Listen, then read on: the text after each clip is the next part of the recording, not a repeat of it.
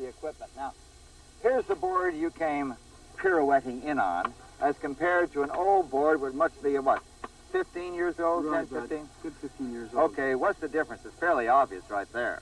Well, right, we have more stability and control due to the fact that now we're using a urethane compound for the wheels, which absorbs imperfections of the concrete and asphalt, which the old roller rink wheel never before did at all. When you used to hit a little rock or a pebble with the old clay compound wheel, you stop dead and go flying off, and you ended up what we call street pizzas. Uh-huh. What about the trucking assembly right here? The suspension and turning assembly, which we call in skateboarding a truck assembly, has a greater turning ease oh, yeah, than you ever can't before. do that with it. Well, this is awfully hard to do that with. Right. This truck assembly was designed for roller skating. This truck assembly is designed for skateboarding. So that's the difference. We've got finally equipment that is designed specifically for our own particular sport. Okay, now, what about the safety factor? Well, the safety factors, number one, is due to the skateboarder's attitude today. Now, what do you mean by that exactly? Well, the skateboarders are finally staying out of the streets, skating in competitive events and skating in parks, as we have here today. And also they're wearing gloves, elbow pads, knee pads, and helmets in competition so that they have more protection, and they can also help promote the sport as a safe sport and also enjoy it themselves more by having more confidence while they ride. I was surprised to see at the U.S. Consumer Product Safety Commission on the rating of sports, 25th was skateboarding, one of the safest sports. Right. And even old veterans like you, 26 years old, could still enjoy it. That's right. We're getting ready for the finals of the slalom event for men and women. This is the men's course, and boy, it looks tough, Dennis. It is, Bud. I set up the course a little earlier today. Yeah, the competitors will love you for that. Now, here's some action from the earlier rounds. They start with a Christmas tree, which is similar to drag racing, plus an audio horn which you hear. An electric eye starts the clock. It's head-to-head competition like professional ski racing. You race once on each course, and the competitor with the fastest time for the two races advances to the next round. As you can see, Bud, the skater's arms, knees, and ankles must all really work together well to get down that course fast. The coordination is quite similar to that of ski racing, I think. It does have some similarities, Bud. Now, if you knock down to 3 cones, you're disqualified for that run, and 7/10 of a second is added to your total time for the 2 runs. The racers really have to drive their upper body down through that course to make themselves go faster. The object's also to drive yourself forward to break that light beam first across that finish line. And it also cuts down wind resistance. Yes, just like the stance of a surfer. Back for the men's finals in just a moment.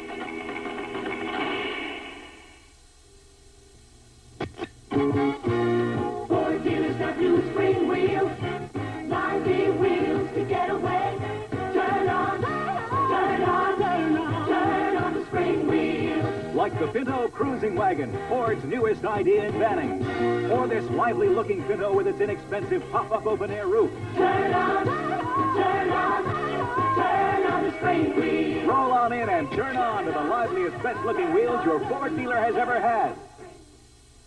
Linda Day George for Color Track by RCA. My skin is tan, my hair is blonde, and my dress is vivid green. RCA wanted me to tell you the right colors, because getting the color right is what their exclusive color track system is all about. It's a remarkable development that actually adjusts the color and keeps it on track. Before you see the color track system grabs it, aligns it, defines it, sharpens it, tones it, and locks the color on track. RCA is making television better and better. Sunday, Joe gets a start as a singer, and the Hardy Boys discover there's no business like show business for danger. Then, one of the greatest adventure stories ever told, one of the greatest motion pictures ever made, The 10 Commandments, right after the Hardy Boys. Tonight, starting at 7, 6 Central on ABC. I'm at the top of the course for the men's slalom. Slalom finalist Henry Hester getting ready here. And Henry, this is 8-second course. What do you concentrate on? Well, the thing that just about everyone's concentrating on is the start here. The start is real touchy. If you go through those lights too soon, you're going to get a red light, just like in the drag. And, of course, you made it to the finals yourself when your opponent, John Hudson, nearest to the camera, started too soon and received a red light, as in the drags, giving him 7/10 of a second penalty. Look at his board right there. So you really have to be very careful at the start. Careful on the start, and you get 2 free cones that you can knock over, obviously, and you can... It's hard to take 2 cones and then hope you aren't going to hit another one, you know. Right. but it's to your advantage to hit 2 cones. Good luck to you. Okay. I'll move over to the other finalist. The other finalist, Tony Alva, took a spill in the semifinals. You okay? Yeah. What happened to the bottom? At the bottom, I just dove for the finish line as hard as I could and just rolled over the finish line. Doesn't matter as long as you get over the finish line before the other guy does, get a better time. Listen, in this course, which is only 8 seconds long, how much of it is mental, do you think? All of it. You have to be looking ahead on the course the whole way. Because over 2 cones and you're just out of it, you lose. The only reason I beat Piercy is because he DQ'd on the first run. He had to beat me by 7/10 of a second. And all I had to do was just make sure that he didn't beat me by 7/10 of a second on the second run, and he didn't, so I advanced. And you still dove for the finish line. Good luck in the finals. All right, thank you. And we're getting all set now for the first of the final races. Remember, it's head-to-head competition. The fastest time for the 2 will be the winner. There they are. That is Henry Hester nearest to the camera. Tony Alva with the white helmet on. There's Tony. There's the audio beep. And Tony Alva's off to a very fast start. He's way on ahead of Henry Hester. Henry's really coming on strong now here, though, bud. Oh, and down goes Henry Hester. Tony Alva wins the first race, and that is 7/10 of a second penalty to Henry Hester. This is something that you very rarely see when a top slalom racer's going down. Let's look at it once again in slow motion. Can you tell us what happened on that? Okay, it appears that Henry overturns and has to recorrect and catches his left front wheel right here and goes down on top of the next cone. Tough break there. Tough fall. That must really skin you up a bit. Yeah, the asphalt never forgets, bud. So that puts Tony Alva in a commanding position to win the World Skateboard Slalom Championship because, as I mentioned, that fall cost Hester 7/10 of a second. Almost an impossible margin to make up, but we'll find out in the second race. Here's your car battery. Add water. Keep it clean. It lasts an average of 38 months. Here's the battery that will make yours obsolete. The J.C. Penney battery. It started a revolution in car batteries. You never have to add water. It's so powerful, it's fully warranted for as long as you own your car. If it fails, return it. We'll replace it free. Only at J.C. Penney Auto Centers or catalog desks. It's the last battery your car will ever need.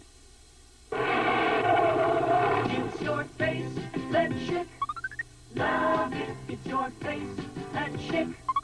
Love it. It's your face that chick.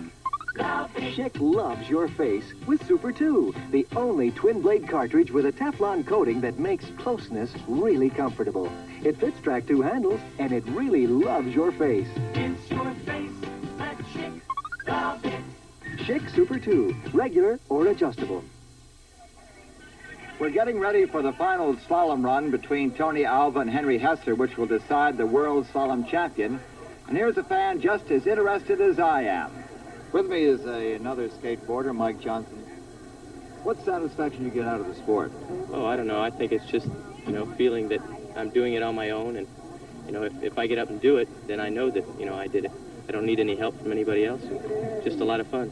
That's the same satisfaction any athlete gets out of any sport. Yeah, I'm sure it is. Mike, how'd you lose your leg? On a motorcycle. In a race? Yes. It was a mile oval in Winchester, Virginia, and I lost it on the first corner of an 8-lap race. I understand you're doing a lot of work with the children in hospitals now. Well, I've got a safety program where I do safety demonstrations, and I explain about what to look for in buying a skateboard, where to ride, what kind of safety equipment to use, and I do a little demonstration for them. Mike Johnson, thank you very much. It's amazing what you can do. Okay. Okay, here's the big race. That is Henry Hester, who fell on the first run in the red helmet. Remember, he received 7/10 of a second penalty for falling in the first race, so he has to make up that 7/10 in an 8-second course against Tony Alva, which is almost impossible, isn't it there? It really is going to be difficult for Henry to make up the time, bud. And Tony Alva, who had a good first run, here's the start.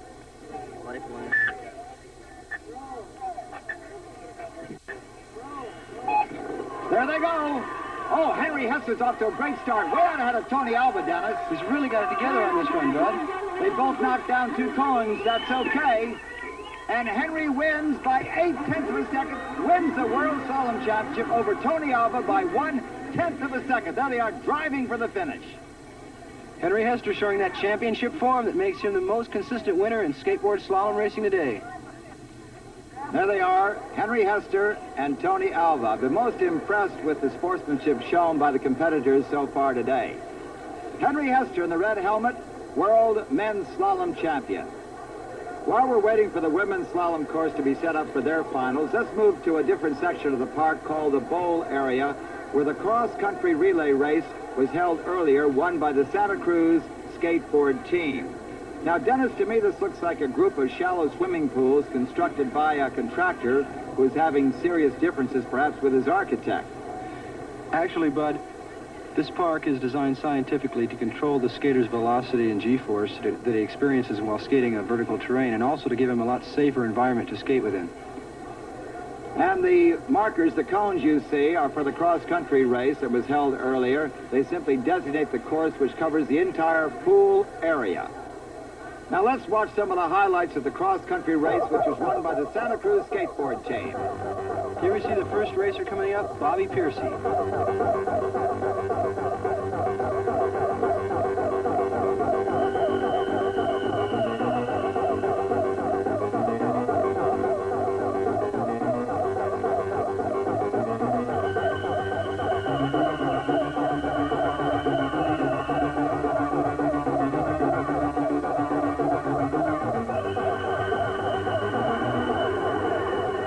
Bobby now getting ready to hand off to Mike Williams.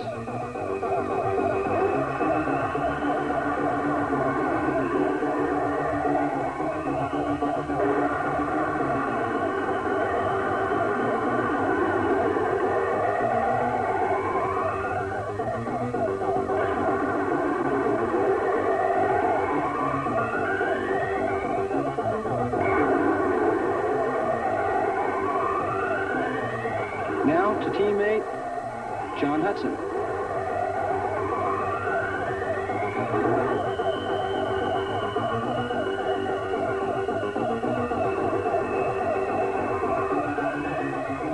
final handoff going to Tommy Ryan.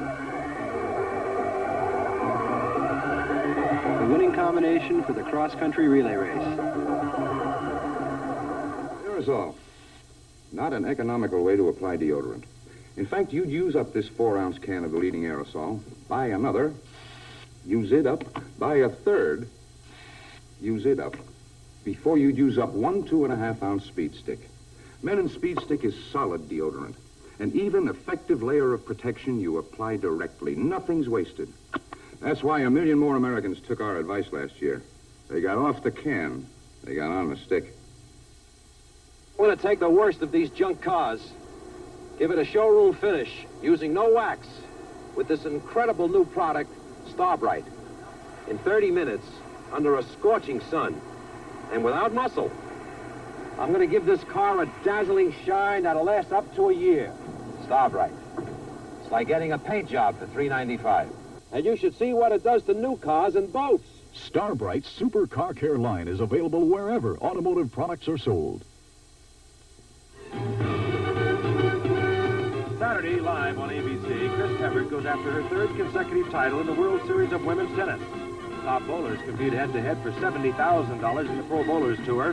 ABC's Wide World of Sports features unbeaten heavyweights Larry Holmes and Stan Ward in the United States Boxing Championship semifinals. Viewers in the Miami, West Palm Beach areas will not see this live telecast. Plus the third round of the Tournament of Champions, Saturday on ABC.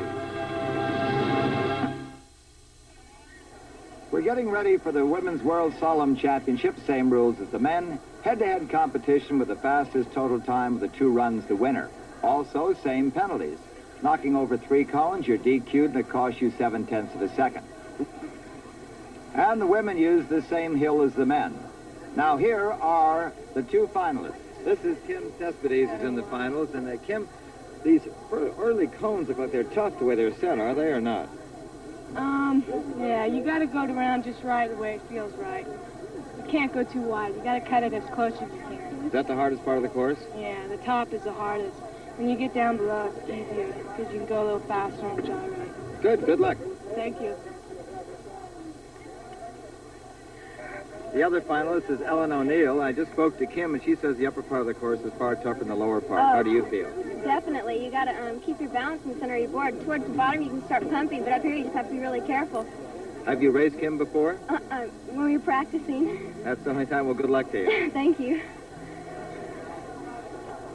And there's Ellen O'Neill's mother and father. There's a close-up look at those urethane wheels that made skateboarding all come back like it has. And on top of that skateboard is one of our finalists, Ellen O'Neill, all in red. In blue, closer to you, is Kim Cespedes. And they're off. Ellen O'Neill gets a good start. Oh, she knocks out 1, 2, 3 cones. She's disqualified. Ellen O'Neill is disqualified. Remember, she can come back in the second run, just as Henry Hester did in the men's slalom championship. But what happened there anyway, Dennis? Well, it looks like she took the course a little too tight at the top. Well, what do you mean by too tight? Well, she drew her line a little too close to the cones, knocking over 3 of her cones right there, giving her a DQ for that run. And that'll cost her 0.7 of a second for her second run. What motivates a skateboarder like Ellen O'Neill?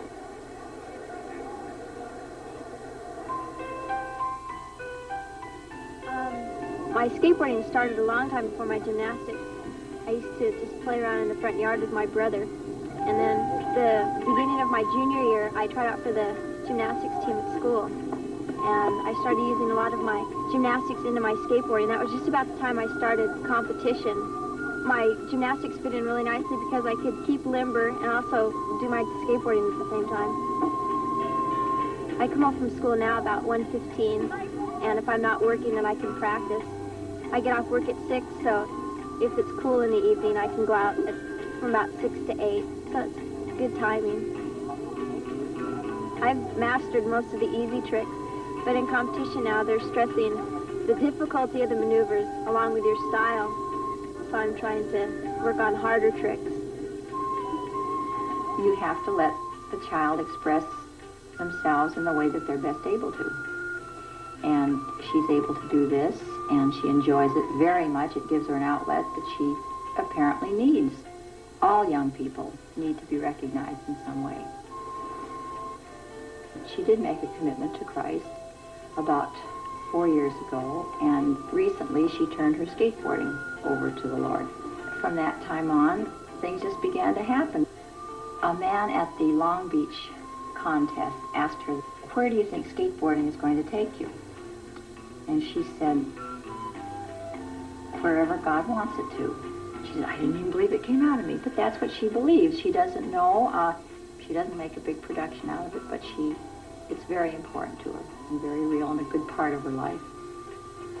She hopes to be a girls' probation officer. That's her professional goal.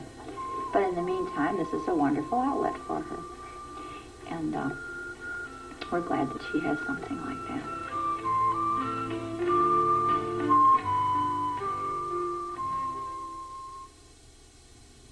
Did you ever see a kid with Kentucky Fried Chicken?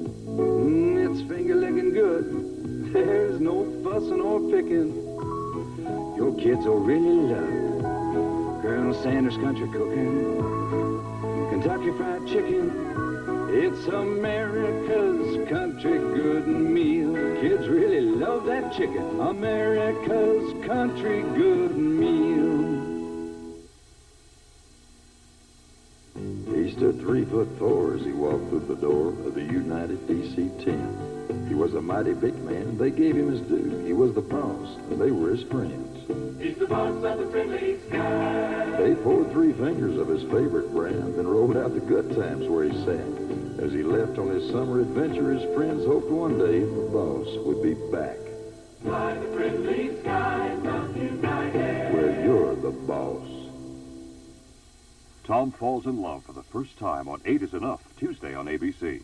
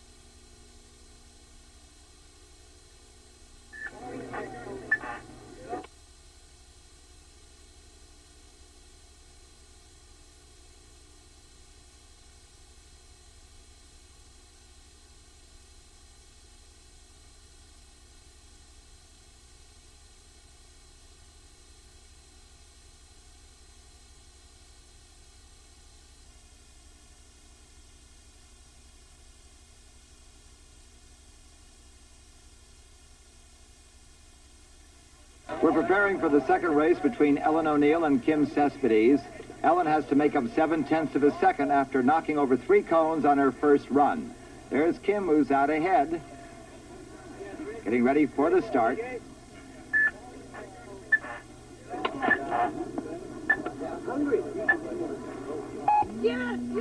Fair start. Ellen's off very well. Knocks down 1, 2, 3. She's disqualified again, Dennis. What did she do? That's twice she's done it. That time she drew her line a little too tight again after she knocked down her first cone. Then she was late for her next cone, and it was all over after those first 2 cones. The third one was inevitable. I guess once you start taking a bad line, you keep on knocking him down. Right. You either become too late or too tight for the next cone. Here again you can see she's too late for that cone right there, knocking down her 3rd cone. Too wide on the next and knocking down a 4th right there.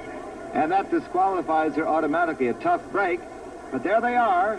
On the inside, Kim Cespedes, world slalom champion. Beside her, Ellen O'Neill, the runner-up. And Dennis, what are the limits to skateboarding? Bud, man's been taking his mind and body to the limits of every sport he's ever competed in. So I guess the sky's the limit.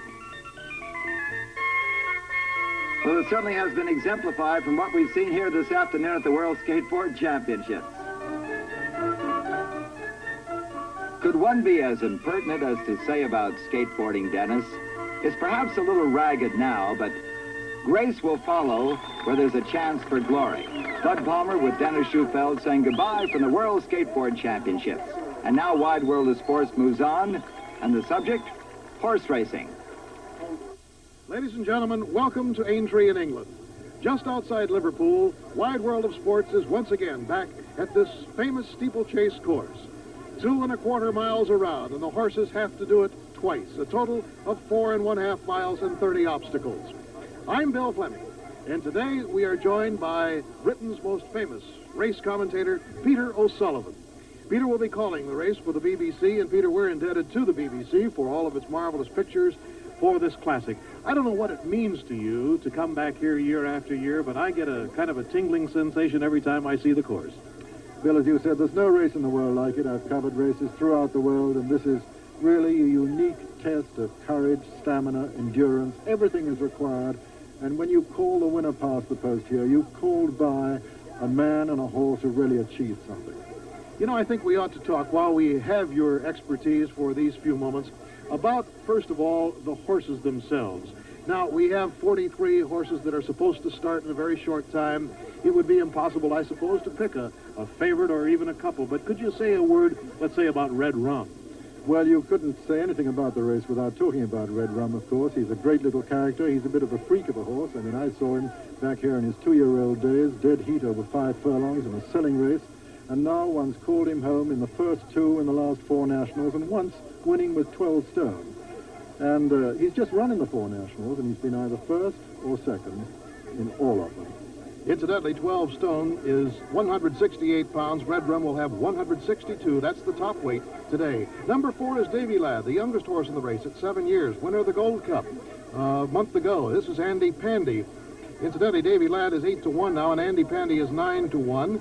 And number 2 is What a Buck, a half-brother to the 75 winner Les Scargo at 16-1. And this is Gabe Vulgan getting about a 9-1 favoritism from the crowd at this point. Let's take a look at this course as the map is superimposed over the course itself. Now, the numbers refer to the fences, obviously. As you can see at the start there, there's about 300 yards of a flat run before the horses reach the first fence. Now, the first 2 fences are rather straightforward. Then, after the horses get the start, which is where the camera is going now, they cross Melling Road, and there is the first hedge. And as I say, the first and second are not too difficult. Then the horses, almost lulled into thinking this is going to be easy, reach the 3rd jump. Now, this has a ditch connected with it, and this is sometimes takes its toll, as it did a year ago. After crossing the 3rd jump, the horses go to 4 and 5, and finally come to the famous number 6, Beecher's Brook, so named for Captain Beecher, who in 1839 was leading the race, but then was dismounted. He cowered because of all the horses coming behind him. He sought refuge in the brook itself, and they call it Beecher's Brook. Richard Pittman is there to describe it for us. Yes, indeed, this fence is tremendous, as you can see now, and there are several problems here.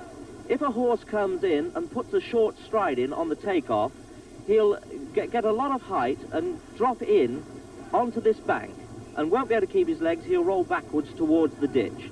The other problem is that if a jockey sees a good stride some way out and really kicks for it, and the horse answers and stands off, he'll be overbalanced as he lands, and then there is this drop. The horse's head will go down, and we'll see the jockeys going right back, giving the horse as much rein as they could, and leaning almost back to their backside. Anyone sitting up the neck is likely to push their mount down. The next most difficult obstacle on the course is at the canal turn. That's number 8, where the horses must jump and make an abrupt left-hand turn to head down the backstretch and Valentine's Brook at number 9. Then after 9, rather straightforward ditches and fences until they come to a huge obstacle called the chair. This is jumped only once in the entire race, and Julian Wilson of the BBC is at the chair right now.